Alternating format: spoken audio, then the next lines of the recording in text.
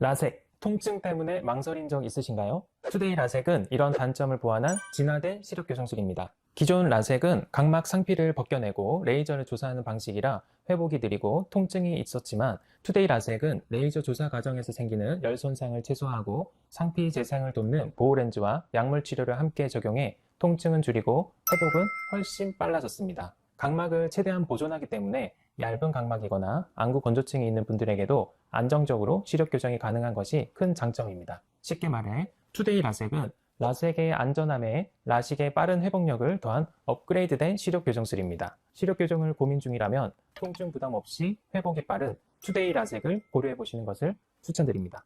라식이 좋을까요? 라섹이 좋을까요? 시력 교정을 고민할 때 가장 많이 듣는 질문입니다. 두 수술 모두 시력을 교정하지만 방식과 회복 과정이 다릅니다. 라식은 각막을 얇게 절편으로 만들어서 그 아래를 교정하는 방식입니다. 통증이 적고 회복이 빠르지만 절편이 생기기 때문에 외부 충격에 약하고 건조증이 생길 수 있습니다. 반면 라섹은 각막 상피를 벗겨내고 직접 레이저를 조사하는 방식이라 절편이 없습니다. 얇은 각막이나 예민한 눈에도 안전하지만 초기 통증과 회복 기간이 조금 더 필요합니다. 빠른 회복이 중요하다면 라식, 안정성을 중시한다면 라섹이 적합하죠.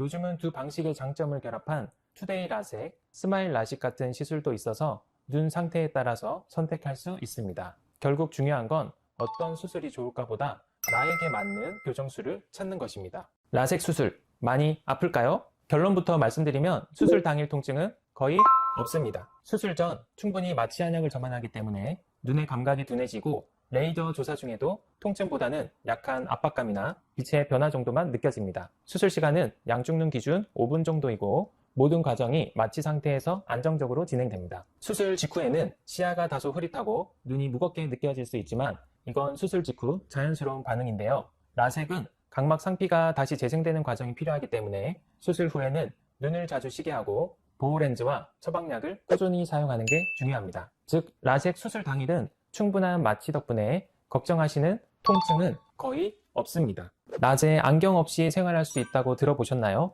드림 렌즈는 잠자는 동안 착용하는 특수 렌즈로 수면 중에 각막 형태를 부드럽게 조정해서 아침에 렌즈를 빼면 시력이 교정됩니다. 라식이나 라섹처럼 각막을 절개하지 않아 수술 부담이 없고 성장기 청소년이나 수술이 부담스러운 성인분들에게도 안정적으로 적용할 수 있는데요. 낮에는 렌즈 없이도 일상생활이 가능하고 운동이나 야외 활동이 많은 분들에게 특히 편리합니다. 하지만 며칠 착용을 쉬면 다시 원래 시력으로 돌아오기 때문에 지속적인 착용과 정기 검사가 필수입니다. 또 개인의 눈 상태에 따라 교정 효과가 달라질 수 있으므로 처음엔 전문의의 검사가 꼭 필요합니다. 즉 드림 렌즈는 비수술적 시력 교정 중에 가장 실용적인 방법이지만 꾸준한 관리가 뒷받침돼야 하고 그래야 안전하고 오래 유지될 수 있습니다. 드림 렌즈, 이 영상 하나면 착용이 쉬워집니다. 처음엔 부모님이 더 긴장하는 경우가 많은데요. 하지만 몇 가지 방법만 익히면 아이도 금방 익숙해질 수 있습니다. 렌즈를 만지기 전에 손을 깨끗하게 씻고 검지에 렌즈를 잘 올려두고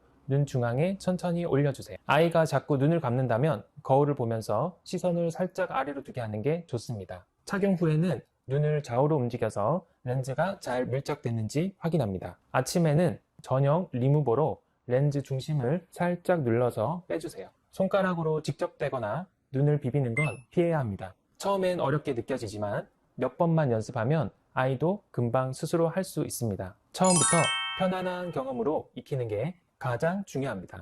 시야가 점점 뿌옇게 흐려지고 일상생활을 하는 게 불편하신가요? 그렇다면 백내장을 의심해 볼 수 있습니다. 백내장은 나이가 들면서 수정체가 혼탁해지는 질환으로 시야가 흐릿해지고 색감이 탁해지는 게 특징입니다. 처음엔 단순한 노안으로 착각하는 경우도 많습니다. 그럼 백내장 수술은 언제 받아야 할까요? 책을 읽거나 야간 운전이 힘들고 밝은 곳에서 시야가 불편할 정도라면 이미 수술을 고려해 보시는 것이 좋습니다. 예전에는 시력이 많이 떨어졌을 때 수술을 권했지만 요즘은 삶의 질 개선을 위해서 조기에 수술을 진행하는 경우가 많습니다. 특히 최근에는 다초점 인공수정체가 개발되면서 단순히 혼탁한 수정체를 제거하는 데 그치지 않고 근거리와 원거리 초점까지 함께 회복할 수 있게 되었습니다. 즉 백내장 수술은 단순한 시력 회복이 아니라 노안까지 함께 개선하는 기능적 치료로 발전한 겁니다. 결국 중요한 건 내 시력 수치가 아니라 일상생활에서 불편함이 얼마나 커졌는가입니다. 그 불편함이 느껴지신다면 지금 바로 진료를 받아보시는 것을 추천드립니다. 혹시 졸려 보인다는 얘기를 자주 들으시나요? 단순한 인상 문제가 아니라 안검하수일 수 있습니다. 안검하수는 눈을 뜨는 근육, 즉 상안검 거근의 기능이 약해지는 상태를 말합니다. 이럴 땐 무의식적으로 이마에 힘을 주거나 턱을 들고 보는 습관이 생기기도 합니다. 오랜 시간 방치하면 눈의 피로감은 물론이고 이마 주름이나 두통까지 생길 수 있습니다. 많은 분들이 쌍꺼풀 수술로 해결할 수 있다고 생각하지만 안검하수 수술은 미용이 아니라 기능 회복이 목적인 수술입니다. 수술을 통해 근육의 위치와 힘을 바로잡으면 눈이 또렷해지고 이마에 힘을 주지 않아도 편안해집니다. 결국 안검하수 수술의 핵심은 눈을 크게 만들 뿐만 아니라 눈의 기능 회복을 시켜서 자연스러운 눈매를 되찾는 것입니다. 시야가 어둡게 느껴지시나요? 이런 증상은 단순한 피로가 아니라 녹내장의 초기 신호일 수 있습니다. 녹내장은 눈 속 시신경이 손상되면서 시야가 점점 좁아지는 질환이에요. 아주 서서히 진행돼서 초기엔 거의 자각 증상이 없는 것이 특징입니다. 그래서 조용한 시력 도둑이라고 불리죠. 문제는 한번 손상된 시신경은 다시 회복되지 않는다는 건데요.